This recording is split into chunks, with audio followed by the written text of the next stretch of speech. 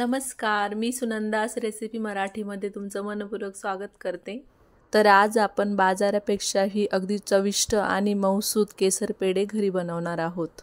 आणि हे केसर पेढे अगदी सोप्या पद्धतीने कमी वेळात आणि कमी साहित्यात बनतात। हे पेढे अतिशय मऊसूत आणि तोंडात टाकताच विरघळतात। खाण्यासाठी म्हणाल तर सर्वांनाच आवडतील असे हे केसर पेढे आपण बनवणार आहोत। चला तर पटकन रेसिपी बनवायला सुरुवात करूया।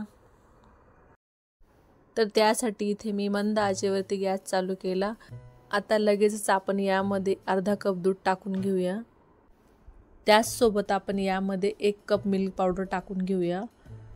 इथे मी 1 कप मिल्क पावडरला अर्धा कप दूध घेतलेला आहे आणि मिल्क पावडर तुम्ही इथे कोणत्याही ब्रँडचं वापरू शकता। लक्षात ठेवा, आपल्याला दूध गरम होण्या अगोदरच यामध्ये मिल्क पावडर टाकून घ्यायचे आहे। जर तुम्ही गरम दुधामध्ये मिल्क पावडर टाकली तर तुमच्या मिल्क पावडरच्या गुठळ्या तयार होतील। आता याला आपण 1 मिनिटभर चांगलं सतत हलवत ढवळून घ्यायचं। आणि लक्षात ठेवा, ही पूर्ण प्रोसिजर आपल्याला मंद आचेवरतीच करायची आहे। 1 मिनिटभर ढवळून झालं की यामध्ये आपण 1 चमचा साजूक तूप घालून घेऊया। तुपालाही ह्या मिश्रणामध्ये व्यवस्थित मिक्स करून घेऊ। तूप व्यवस्थित मिक्स करून झालं की यामध्ये आपण 3 चमचे पिठी साखर टाकून घेऊया। पिठी साखर तुम्ही तुमच्या आवडीप्रमाणे वापरू शकता। पिठी साखर मिश्रणामध्ये व्यवस्थित मिक्स झाल्यानंतर त्यामध्ये आपण 2 चमचे दुधामध्ये केसर भिजत टाकलेली होती ती आपण यामध्ये टाकून घेऊया आणि याला व्यवस्थित ढवळून घेऊया।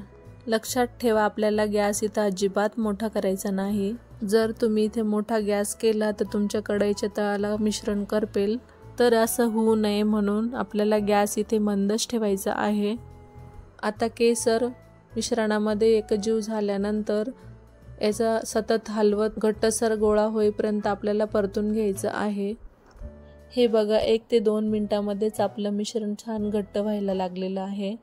आता याला आपल्याला अजून घट्ट गोळा होऊस्तर परतून घ्यायचं आहे। साधारण 2 ते 3 मिनिटांनंतर आता तुम्ही इथे पाहू शकता आपला पूर्णपणे घट्ट गोळा तयार झाला आहे। मला इथे पूर्ण मिश्रण परतून घ्यायला 8 मिनिटं लागलेले आहे। आता लगेचच आपल्याला इथे गॅस बंद करायचा आणि यामध्ये आपल्याला अर्धा चमचा वेलची पावडर टाकून घ्यायची। वेलची पावडर ऑप्शनल आहे, आवडत असेल तर टाका, नाही टाकली तरी चालेल। पण काय होतं, वेलची पावडर टाकल्यामुळे आपल्या पेढ्यांना छान स्वाद येतो। वेलची पावडर व्यवस्थित मिक्स झाल्यानंतर हे मिश्रण आपण एका ताटामध्ये काढून घेऊयात। आता आपल्याला हे मिश्रण 10 ते 15 मिनिटांसाठी रूम टेम्परेचरवर थंड करून घ्यायचंय। साधारण 15 मिनिटांनंतर आपलं हे मिश्रण पूर्णपणे थंड झालेलं आहे। आता हाताच्या साहाय्याने आपल्याला हे मिश्रण व्यवस्थित मोकळं करून घ्यायचं। हे बघा, तुम्ही बघू शकता कसं सुटसुटीत झालेलं आहे। असंच मिश्रण आपल्याला पाहिजे पेढे बनवण्यासाठी। आता हाताच्या साहाय्याने याला व्यवस्थित जमा करून दाबून घ्यायचं। आता या मिश्रणामधला छोटासा गोळा घेऊन हाताच्या साहाय्याने गोल गोल गर फिरवत पेढा बनवून घ्यायचा। मी दाखवते त्या पद्धतीने। आता गोल पेढा बनवून झाला की मध्यभागी थोडंसं बोटाने दाबून त्यामध्ये आपल्याला पिस्त्याचे काप टाकून घ्यायचे, जेणेकरून काय होईल की असं केल्यामुळे आपला पेढाही खूप सुंदर दिसेल। पेढे करताना जर तुमचं मिश्रण हाताला चिटकत असेल तर तुम्ही थोडा वेळ अजून मिश्रणाला थंड होऊ द्या। आता आपण अशाच पद्धतीने सर्व पेढे बनवून घेऊयात। आपले इथे सर्व केसर पेढे बनवून तयार झालेत। तुम्ही पाहू शकता किती सुंदर कलर आलेला आहे आणि अगदी बाजारासारखे हे पेढे तयार झाले। अगदी तुम्हाला बाहेर जाण्याची सुद्धा गरज नाही। ही घरच्या घरी 10 मिनिटाच्या आतमध्ये पेढे बनतात आणि एकदम कमी खर्चात बनतात। इथे मी तुम्हाला एक पेढा तोडून पण दाखवते। तुम्ही पाहू शकता, अगदी हलक्या हाताने दाबला तरी सहज पेढा तुटतो आहे।